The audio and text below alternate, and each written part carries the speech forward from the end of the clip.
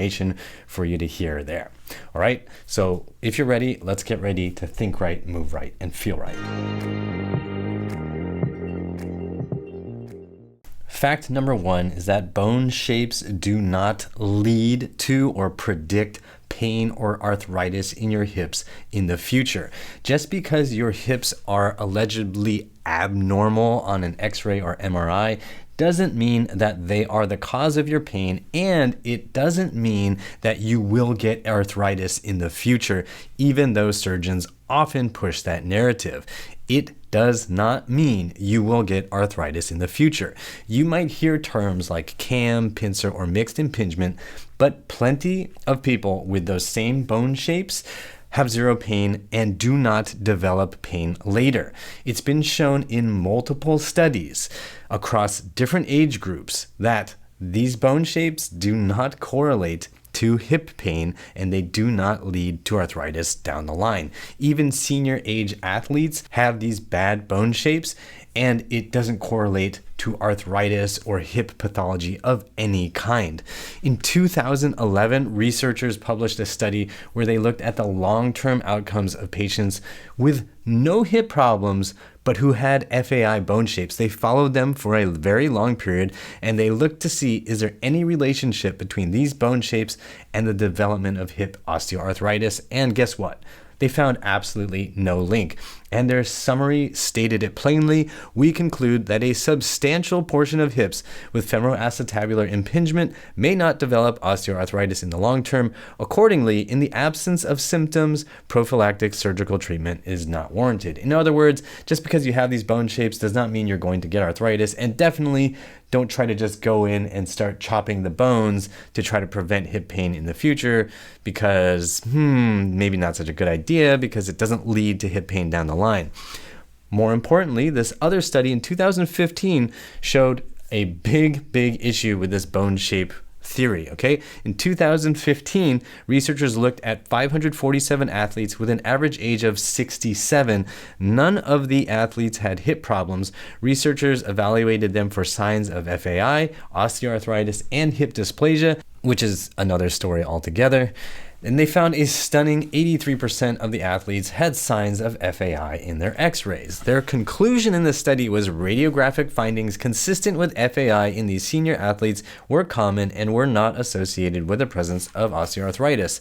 These data suggest that the need to screen for asymptomatic young athletes for radiographic evidence of FAI may not be necessary. So again, they're pointing out, hey, you could have these FAI bone shapes and it won't make a lick of difference even into old age. So we don't need to just look at the bone shapes and try to find them in young people and try to get rid of them to prevent pain.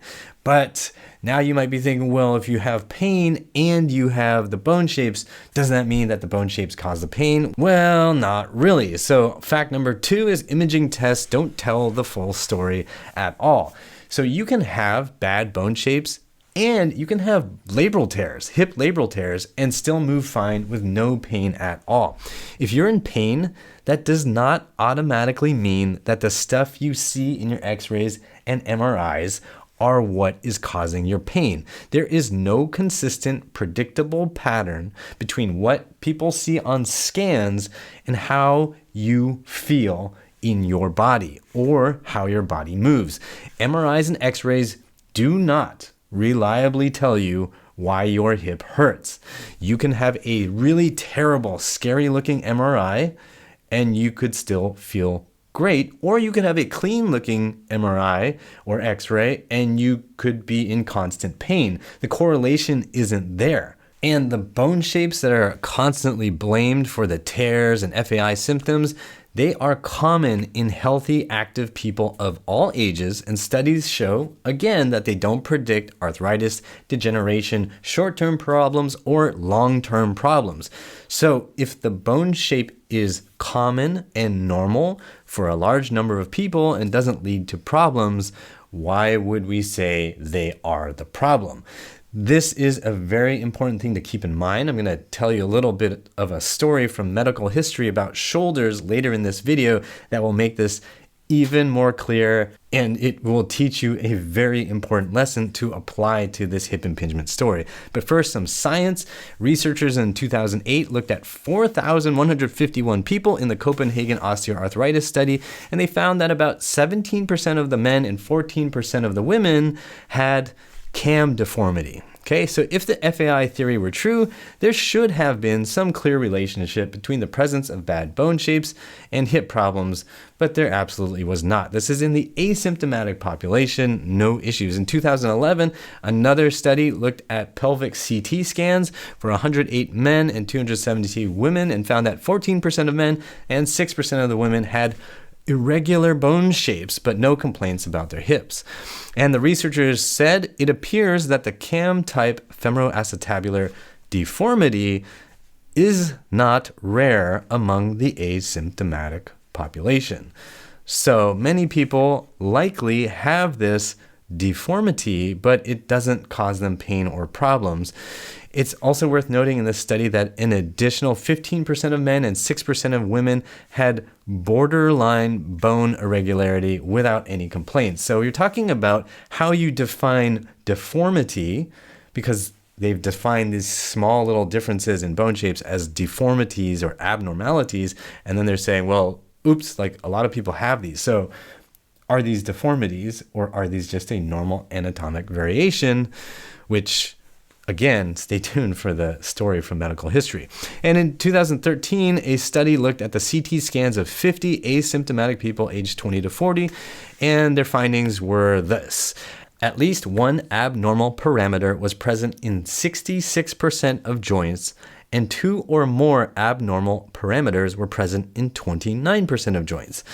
Parameters of mixed morphologic characteristics, cam and pincer, were found in 22% of joints. In other words, you're looking at 50 people who don't have any complaints with their hips, and a whole bunch of them, the majority of them, have at least one abnormal parameter, which should then make you start wondering whether you have defined what is actually normal in common as abnormal incorrectly. So, you have all these facts. Now let's get to number 3. Physical tests that your doctor or your surgeon may have performed on you, like Fader and Faber are the tests where they might grab your knee or your leg and then start twisting at the ankle, or you have your leg out to the side and they start pressing your knee down. These tests are the go-to tests for diagnosing FAI, often in a clinic. And they move your leg around until you say ouch, and then tell you that if you said ouch, it's a sign that you have either a hip labral tear or you have some bad bone shapes again. But, and this is a huge but, study after study has shown that these tests, like Fader and Faber, and there are some other tests that are also really bad, but they show that these tests don't correlate with bone shapes, labral tears, or pain. And there's a bunch of research on this. I have a whole bunch of detailed discussion about this on my website. Again, that'll be linked in the description box. But to keep it brief, a 2020 systematic review said, due to the low specificity of clinical tests, we would not recommend their use to confirm the diagnosis of FAI syndrome. We do not have strong information about the interpretability of these tests. That is, there is too high uncertainty due to low quality evidence and high risk of bias. In other words, these tests are not reliable, they're not specific, meaning they give you tons of false positives, and they lead to a very high number of positives, which means more recommendations for surgery, which means a bunch of people end up getting surgery, and there's a lot more revenue for the surgeons, and the operating theaters / the hospitals get the revenue from these procedures. Okay, so not a lot of monetary incentive to look critically at all this information within the medical world, because as long as you maintain the status quo, each of these procedures generates a bunch of money for everybody involved, including the hospitals, including the insurers. All right, so number 4, injections don't fix or help you predict if surgery will help. So this one, we're getting pretty detailed now, because surgeons will often claim that if they give you a hip injection to kind of numb the pain, if it relieves your hip pain for even just a short period, it supposedly means that fixing the underlying hip damage or the abnormality in your hip or your deformity will fix the hip pain and dysfunction for you. But in a 2014 study, researchers gave hip injections to hip pain patients and noted whether they got relief, and then they performed their hip surgery, arthroscopic hip surgery for FAI, to see if there was a correlation, if they could predict who was going to get better based on their response to the injection. And their results were pretty straightforward. Quoting directly from the abstract, a positive response from an intra-articular hip injection is not a strong predictor of short-term functional outcomes following arthroscopic management of FAI. In simple terms, this means that relief from a hip injection does not predict whether surgery will improve hip pain or function. This study completely undermines the current way hip injections are used to convince people to get hip surgeries to fix hip impingement. But if you go into that study, you might dig into the weeds and you might think, well, they only did a 6-month follow-up, which is kind of short term, right? So maybe the results would have been better if they had waited a year or two. Well, that's good critical thinking, and that's why we're going to look at number 5, which if you are really strongly thinking, oh, I really want to get this surgery because it's the only way I'm going to fix this, it's the only reliable thing that doctors are saying is going to help me. Well, number 5 is surgery is not the miracle fix it's made out to be.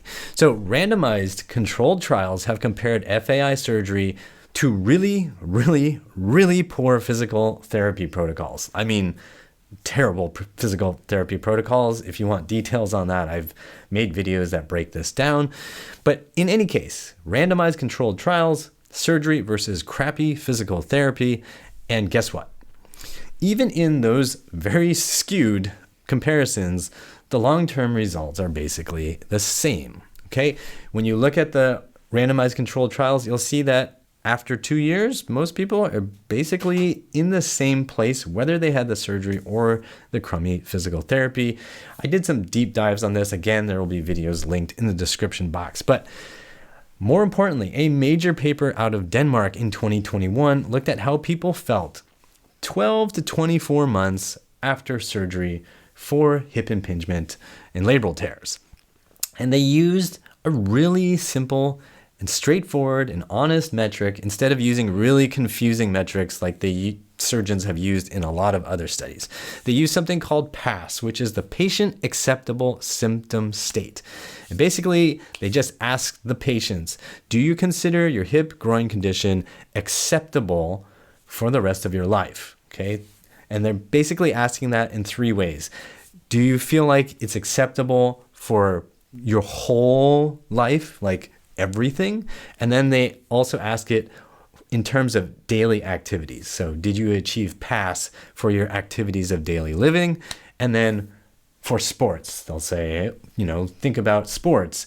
Have we achieved an acceptable symptom state for you? If yes, great, you passed. If no, then PASS was not achieved. In other words, are you happy with the surgery or not in these contexts? Overall life, activities of daily living, and sport. So you might have heard things about this FAI surgery being wildly successful, 90%, 85% success rates. Those are all based on objective measurements that the surgeons get to determine, right? They just ask you specific questions and then they score your answers. And as long as your score goes up by a certain number, they say everything was a success. But this asks the patient, you had the surgery, your symptoms, how are they now?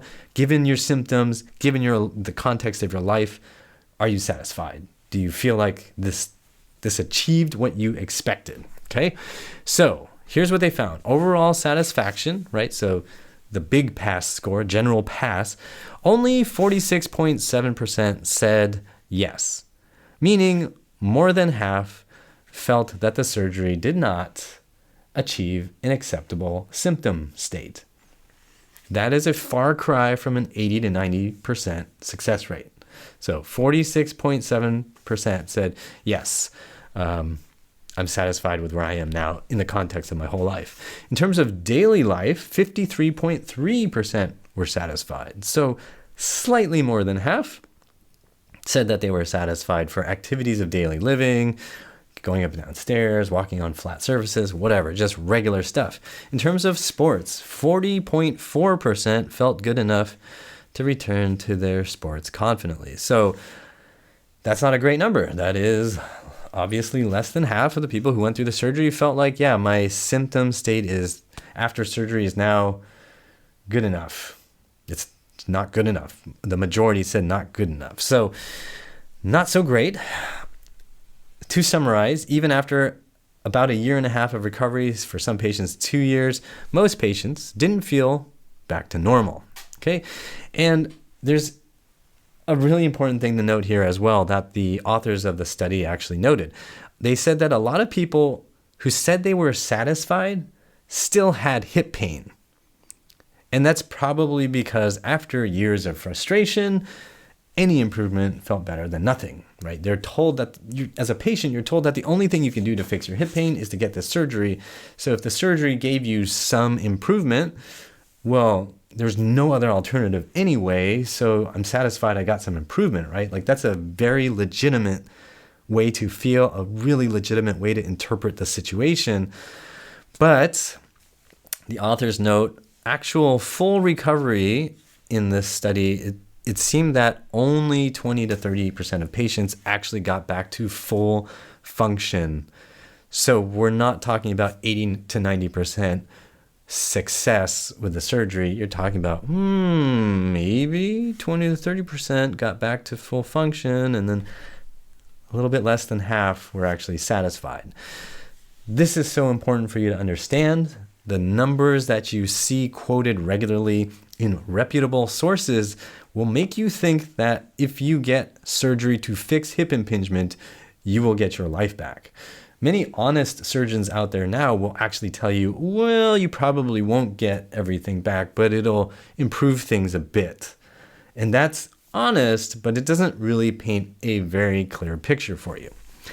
Now, to paint a clearer picture for you, I need to put this all into perspective. So first I'm going to give you an analogy, and then I'm going to give you that little piece of medical history that we should all keep in mind when we're talking about hip impingement surgery. So first, let's put this into perspective with an analogy. Imagine I told you that black hair causes headaches. You would want proof, right? You would want to see a clear causal connection between black hair and headaches, not just some wild theory, and you don't want to just see some correlation, because correlation can be misleading, right? So imagine I have this theory, right? And I have this theory because I run a headache clinic in Japan or China or whatever. It doesn't, somewhere in East Asia, Korea, it doesn't matter. I'm going to stick with Japan because I like going there. So most of my patients have black hair. In fact, 99.9% of my patients have black hair in my headache clinic. So there's a strong correlation. Like every patient that comes in has a headache and also has black hair. We have this 1-to-1 correlation. But does that mean black hair causes headaches? Of course not. That's just a correlation that happens when you're looking at a group that already has a problem, and then you're confusing that correlation with causation, right? Now, if I were in a place like America and I was in a place that was a little more racially diverse, and I started seeing like, well, a lot of my patients who have black hair have headaches, and I think of this correlation as maybe causation, it's possible that maybe I see a correlation that is not really causation. It's just a normal anatomic variant, right? Well, that's basically what has happened with hip impingement and FAI bone shapes. Surgeons way back in the 90s and early 2000s saw a lot of patients with hip pain, and they started looking for a structural explanation. And they noticed, hey, these bad bone shapes here, that's a little different. It's a little bit bigger here. It's a little bit bigger here. Maybe that's the problem. So they blamed those bone shapes and started cutting. But we can now see from decades of research, those bone shapes are common, they're normal, they don't lead to problems in the long run, despite what the theory was at the beginning.